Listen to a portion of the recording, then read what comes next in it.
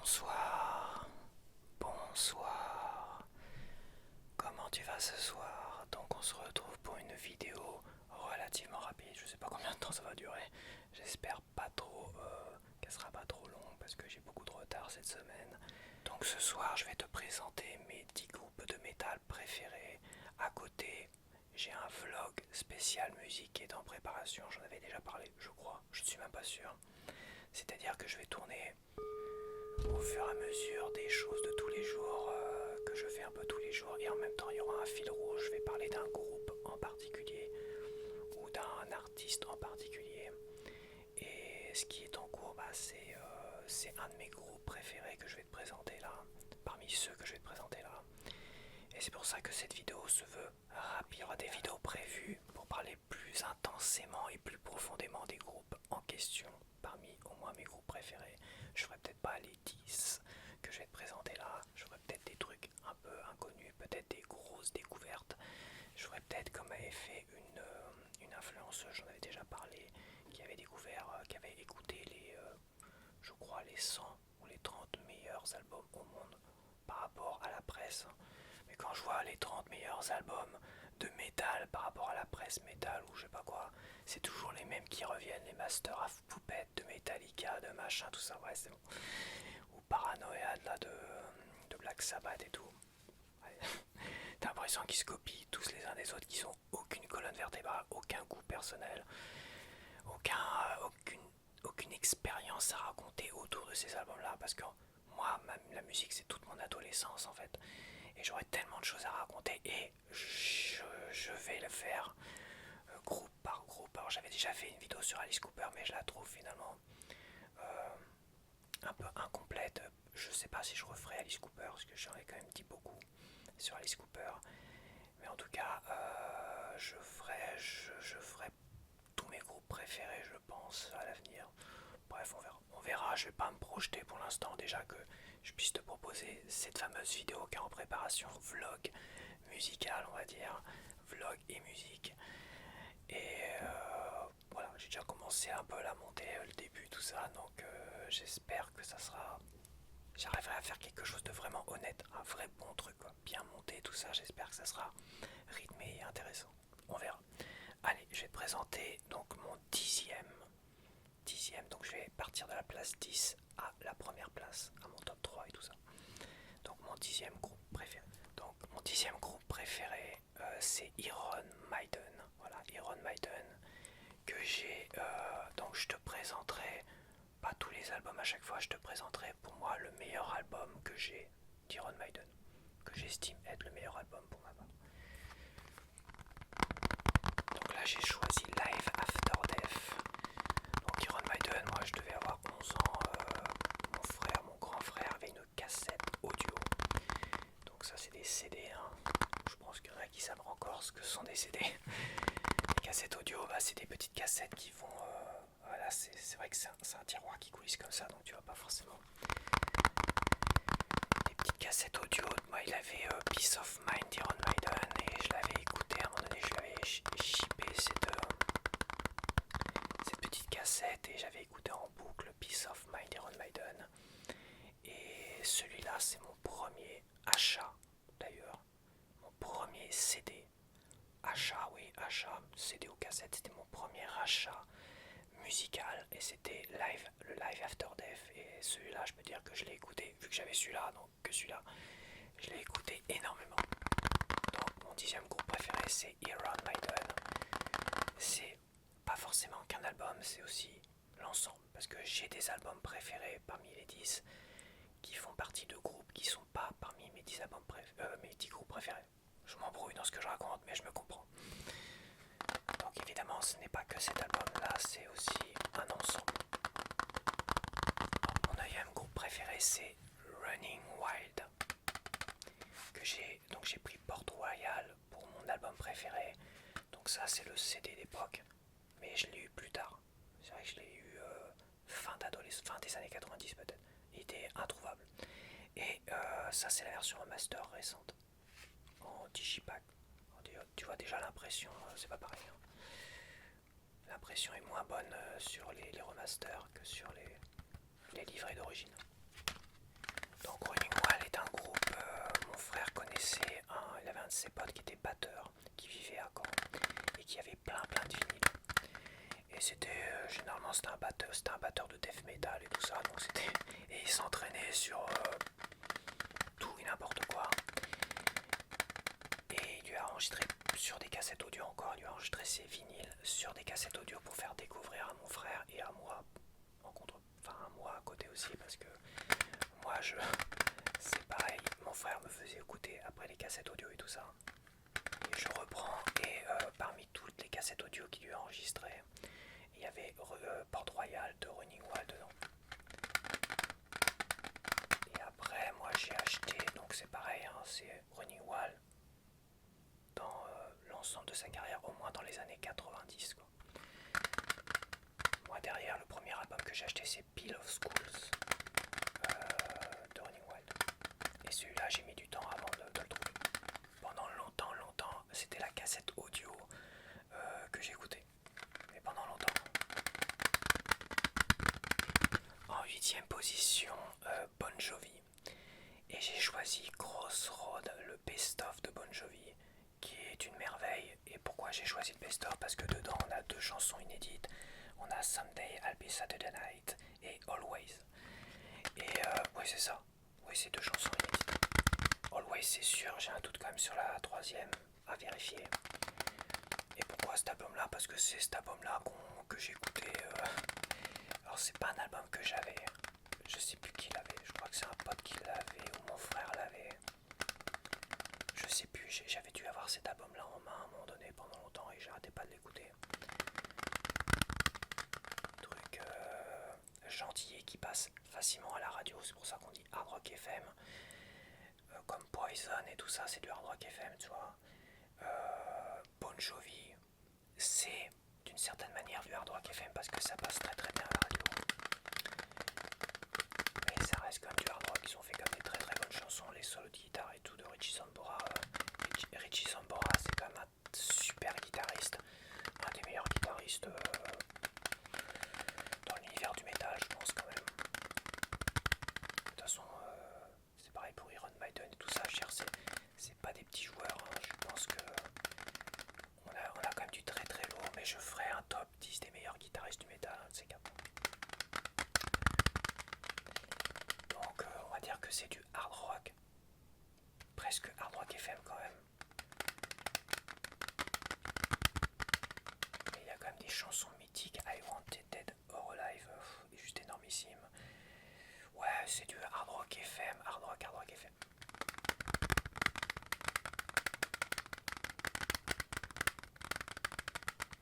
Et après cet album-là, ils ont sorti un album que j'aimais bien, que j'ai acheté, qui est très sympathique, mais qui est vraiment soft.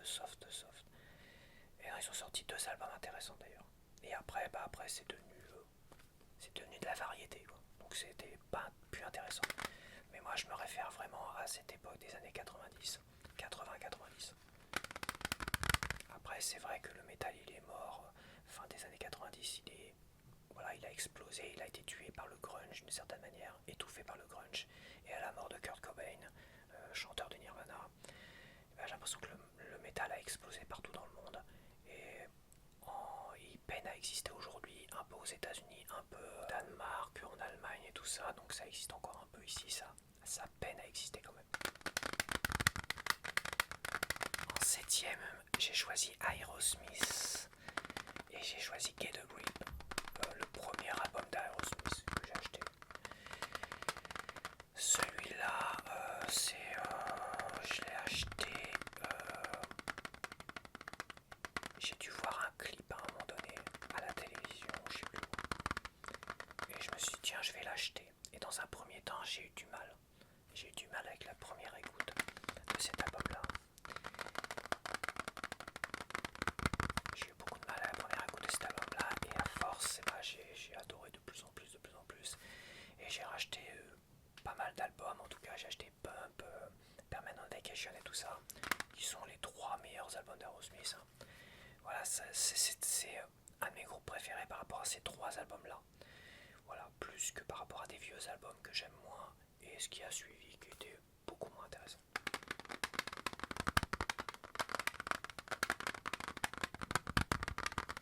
trois albums là en question, Permanent Vacation, Pump et Get a Grip. C'est trois merveilles. C'est trois merveilles associées. Plus la chanson aussi qui est pas, qui est dans le, la chanson qui est dans un best-of là que j'ai acheté. C'est pareil, c'est là la chanson de Armageddon. J'adore cette chanson. Et pendant longtemps cette chanson là, j'avais une cassette audio d'Armageddon, la bande originale d'Armageddon. Et là c'est vrai qu'il y a 1 ou 2 ans là, je sais plus, j'ai acheté le dernier best-of. Ah, pour cette chanson là justement. Parce que c'est une chanson qui me manquait en CD.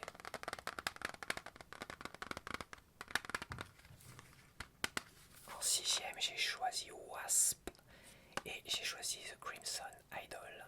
Donc ça c'est mon CD d'origine et ça c'est le CD d'origine avec en bonus un autre CD live, machin, tout ça, acoustique, tout ce que tu veux.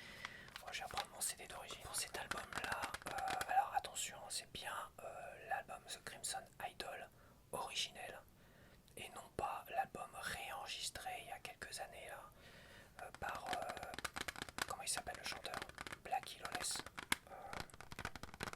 Comment il s'appelle le chanteur, je sais plus. Blackie Lawless. Est-ce que c'est lui qui produit? C'est lui qui a produit en plus cet album là.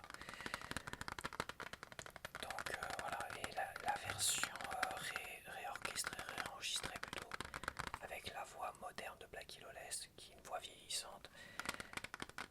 Mais les solos de guitare, ils sont pas aussi percutants.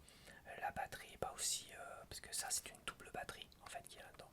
Et justement, le pote à mon frère qui faisait de la batterie, il se cassait les dents sur cet album-là. Il disait, il comprenait pas, il n'arrivait pas à jouer de la batterie sur cet album-là. Mais en fait, après coup, on a vu que c'était une double batterie, en fait. C'était une batterie très particulière.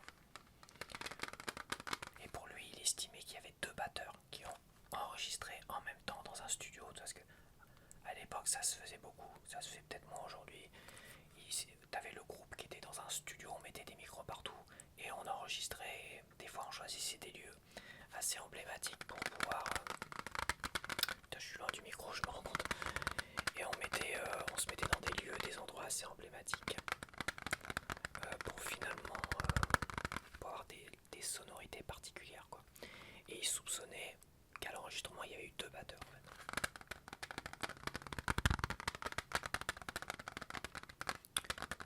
Donc c'est pareil, ce groupe là, j'ai découvert pas avec The Crimson Idol. Je sais plus c'était quoi l'album qui nous avait fait enregistrer.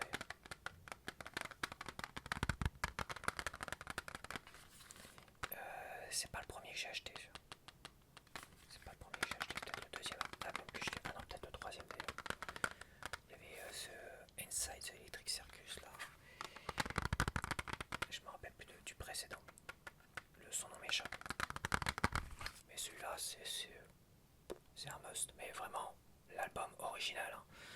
Pas l'album réenregistré qui est bof. Donc là, on va taper dans le top 5. Il faut que je me rapproche hein, parce que je suis loin de mon micro. On va taper dans le top 5. Et j'ai choisi ZZ Top. Alors oui, le mettre dans la catégorie métal, ça peut surprendre certains. Mais on a quand même affaire à un guitariste d'exception, un des meilleurs guitaristes au monde, si ce n'est le meilleur. Même Jimi Hendrix a dit que Billy Gibbons était le meilleur guitariste au monde. Voilà. Jimi Hendrix avant de mourir évidemment. Donc on a quand même un des meilleurs guitaristes au monde, si ce n'est le meilleur, avec des sons extraordinaires pour certaines chansons. J'ai pris Eliminator parce que c'est là où t'as les meilleures chansons, tout ça. On peut dire que c'est du rock and blues, hard rock FM on va dire. Mais ils ont fait des chansons très percutantes. J'ai des albums d'eux où franchement le son est juste énormissime. Alors certes c'est pas du gros métal bien violent, bien qui hurle comme il faut, mais le son est juste extraordinaire. Et les riffs et tout ça, c'est digne des plus grands albums de métal, hein, franchement. Et de toute façon je suis pas le seul, hein. Beaucoup considèrent ZZ Top comme un groupe de métal, hein. Un groupe de hard rock, hard rock blues.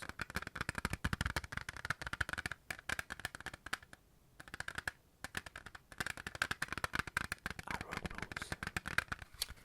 Donc en 4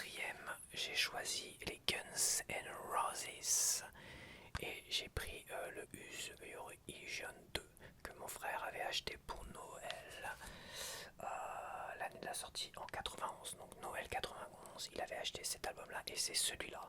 D'ailleurs, il y a sa signature dedans. Il signait ses albums, donc c'est incroyable. Et je l'avais déjà dit comment j'avais récupéré ce CD-là et tout ça. C'est qu'on faisait plein d'échanges avec mon frère et à un moment donné, j'avais échangé contre sa collection entière de CD de métal. J'avais échangé soit la Neo Geo cartouche, soit la Neo Geo CD. Je crois que la Neo Geo cartouche, je l'avais échangé contre sa Saturn. Et la Neo Geo CD avec tous les jeux, je l'avais échangé contre sa collection entière de métal. Il avait 100-200 CD quoi. Et j'ai récupéré celui-là. Et ça c'est la version remaster qui est intéressante mais sans plus. Parce que ce CD là, la production était tellement bonne que le son est juste extraordinaire encore aujourd'hui. Les remasters ne valent, je vais y arriver, les remasters ne valent que pour le Use-Your-Illusion 1 et Appetite for Destruction. Pour le 1 par exemple parce qu'ils ont réorchestré, et là ils ont vraiment réorchestré November Rain avec un orchestre symphonique, tu vois. Ce qui fait que là, waouh, la chanson est juste extraordinaire. Donc ça vaut le coup, le 1 vaut le coup d'être racheté, le 2 non, parce que ceux-là, si tu l'as déjà, le son c'est juste, il tabasse encore aujourd'hui. J'ai fait comment dire, les tests et tout ça.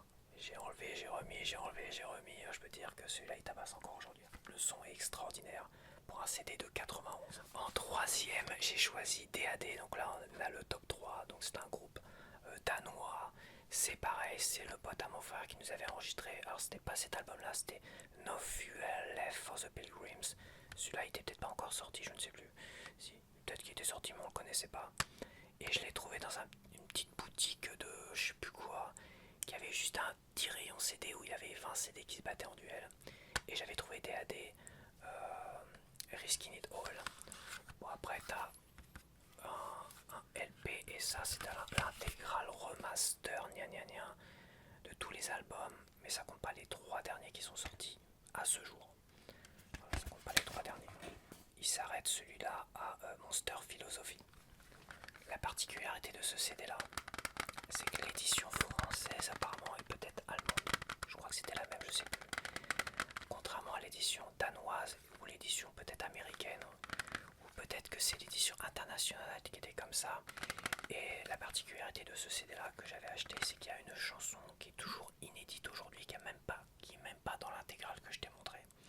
Elle est même pas dedans en fait. Ils l'ont même pas remise dedans. C'est une chanson qu'ils avaient qui vient des albums précédents, mais qui ont réenregistré en mode Risking It All Metal. C'est I Won't Cut My Hair. Non, elle est pas là. Il est là. C'est I Won't Cut My Hair qu'ils ont rajouté comme ça. Il est là. I Won't Cut My Hair qu'ils ont rajouté, qu'ils ont réenregistré pour cet album-là, et elle est génialissime dans cet album-là. Et en fait, je me suis rendu compte de ça. Je pensais que cette chanson-là faisait partie de l'album. Et en fait, je me suis rendu compte que cette chanson-là existait dans leurs vieux albums. Mais en qualité, c'était une chanson rock sympathique, enfin assez quand même intéressante. Mais voilà, là en version hard rock, elle était vraiment sympa. Et quand j'ai acheté l'intégrale en remaster, je me suis rendu compte qu'elle n'était pas dedans. Et après, je me suis renseigné. Je me suis dit comment ça se fait que cette chanson n'est nulle part. Elle n'est même pas sur les chansons bonus inédites, sur tous les LP, les machins, tout ça. Parce que t'as en plus l'intégrale de toutes les chansons bonus, c'est génialissime. Sauf I Won't Cut My Hair, réenregistré pour cet album-là en version hard rock, inédite, au Danemark, le pays du groupe. En fait, ce CD-là, tel qu'il est là, s'il y a vraiment un fan de DAD qui adore DAD, et ce CD là il est collector parce qu'il y a une chanson totalement inédite qui est même pas sur la compile remaster intégrale et tout ça. Ils l'ont même pas ressorti. Est-ce que c'était une erreur? Est-ce que c'était un oubli? Ou est-ce qu'ils ont plus les bandes originales de cette chanson là réenregistrée? Je ne sais pas. Mais je m'en suis rendu compte de ça. Je me suis dit, tiens, cet album là, il est exceptionnel. Heureusement que je l'ai pas j'ai acheté le remaster, certains revendent, tu sais, ce qui est ridicule parce que certains remasters ne valent pas les originaux, même si le son est meilleur. Le son est vachement trafiqué en fait, parce qu'on prend des vieilles bandes et puis on essaye d'augmenter le son artificiellement, mais finalement parfois ça dénature le son. Il vaut mieux garder ça et augmenter le son de ta chaîne IFI, puis ça tabasse quoi, je veux dire, voilà quoi. T80 avec I Won't Cut My Hair.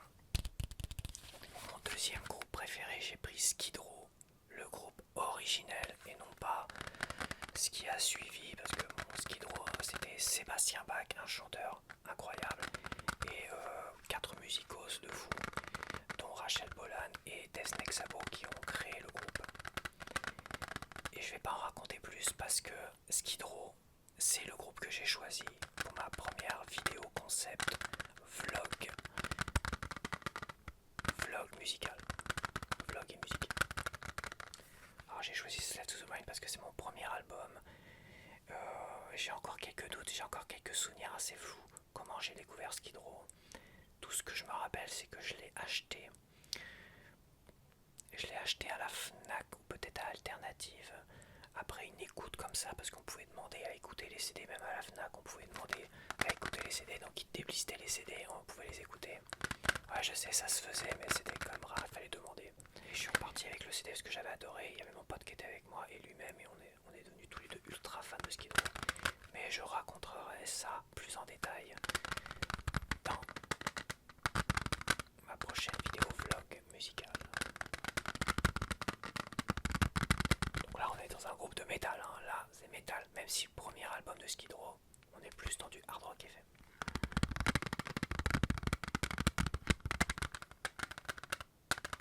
Et en première position, c'est Alice Cooper. Donc Alice Cooper, le chanteur tout seul, accompagné de musicos, ou Alice Cooper, le groupe, pareil, d'origine, avec toute la bande, qui s'est arrêtée après Muscle of Love, l'album Muscle of Love.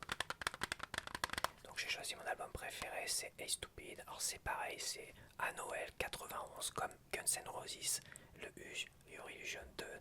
C'est mon frère qui l'avait acheté pour Noël 91. Et comme on était dans la même chambre, j'ai écouté les mêmes musiques, hein. Il avait acheté celui-là, Guns N' Roses et Queen, le Best of numéro 2. Il y avait ces 3 albums-là.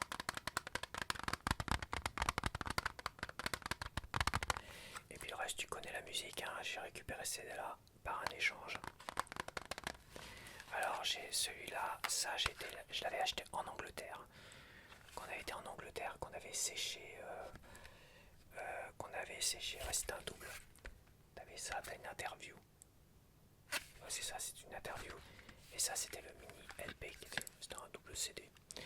Et je l'ai chopé dans une boutique en Angleterre qu'on avait séché la visite, on va dire. Et ça, oui, je le raconterai un jour. Un autre jour. Et ça, je l'ai acheté récemment pensant que c'était un remaster. Et en fait, non, c'est pas du tout un remaster. Donc Alice Cooper, c'est du rock, hard rock, il a tout fait Alice Cooper. Il a fait du metal, au rock, au hard rock, je vais dire blues. Si je réfléchis en cherchant bien, il y a peut-être du blues quelque part. Est-ce qu'il n'a pas fait un album avec du blues? Bah, les albums d'origine, t'avais quand même des petites chansons rock and blues, hein, pour certaines. C'était très spécial. On va dire c'était un des gars qui a influencé énormément le monde du metal et du hard rock. Par rapport aux tenues et tout ça, les Crew, Kiss se sont inspirés d'Alice Cooper, hein. Donc voilà, donc c'est pareil, il y a la signature de mon frangin qui est là-dedans. Donc ça c'est le CD de 91, tu vois, sorti en 91 aussi.